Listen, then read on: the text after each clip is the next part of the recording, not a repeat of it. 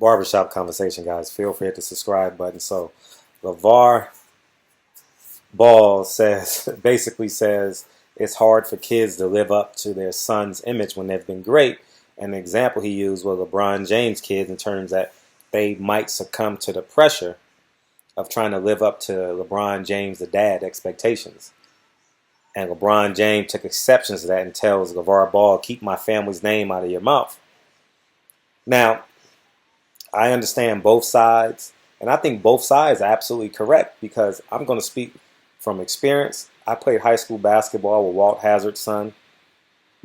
I played against Kareem Abdul-Jabbar's son. There's a slew of others I've played against, and I'm trying to think. Man, there's a lot of them. Father sons that I've played against that didn't pan out to be as good. They were great basketball players. I learned a lot from them, but they wasn't as good as their father. You understand what I'm saying? Now, the other way goes the flip-flop. There are exceptions to the rule like Kobe Bryant, Steph Curry, but for the larger part, it's hard to exceed your dad's expectations because of the weight. The most notable was Michael Jordan's son. I think he signed with Illinois and then he went down to Florida, or some school in Florida, I believe, but never really panned out. You understand what I'm saying? And LeBron James is, he's doing what he's doing, but you got to take it into context. I don't think LeVar Ball was attacking him. He was asked a question, and because of his bravado and how he puts the English language together, he'll get attacked, which makes sense. And he doesn't mind. I've never met him. Been in the gym with him, but I've never met him. He doesn't mind. He's building a brand right now, and he's parlaying his son's success. They're in the Sweet 16 this weekend. He's parlaying that. And you guys say, stop riding your son's coattail. Let me explain something to you guys about father-son relationships. But before that, do you want John Calipari? Do you want Steve Alford to parlay that into a 5-year, $25 million contract out of UCLA making $5 million a year?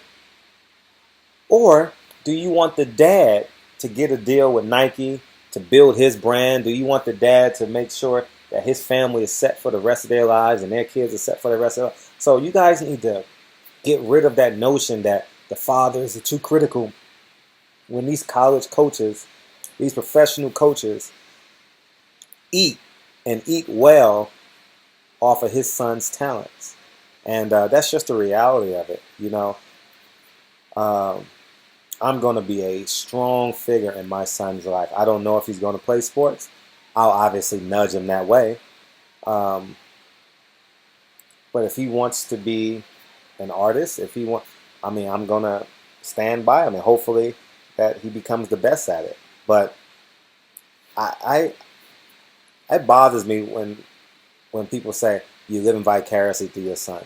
Obviously, you're living vicariously through your son. You created him and you want the best for him. And you were 13 before he was 13. You were 15 before he was 15. People see that as in a negative manner. It's not. And it's not living vicariously through your son. It's because it's the footprints in the sand. He's walking in the same sand you walked in, and you know the ways to make it better because that's where you didn't excel at. And LeVar Ball, man, he is a strong black father figure in his kid's life. And let's just leave it at that. Whatever he says outside the home, but don't read into it like he's a terrible father. No, he's not. How is he a terrible father when his kids have clean records? When I don't know of a domestic violence call to his house. You guys understand what I'm saying? So let's cut the bullshit out. We're too quick to relieve Ben Roethlisberger of 2 summers of rape charges. We're too quick to be presumptuous when, you got that she-male at Golden Girl who touched a 15-year-old girl. We're too quick. You understand what I'm saying? So let's allow this black man to be a father. Let's allow LeBron James to be a father. And I think LeBron James wouldn't have took offense to it if it wasn't LeVar Ball. But because it's LeVar Ball, you take offense to it, and your reputation precedes you in most things we do in life. So I deem that appropriate because he's human, and through yourself you know others. So I don't think LeVar Ball meant anything by it, but the genius of LeVar Ball is if I mention LeBron James, guess what?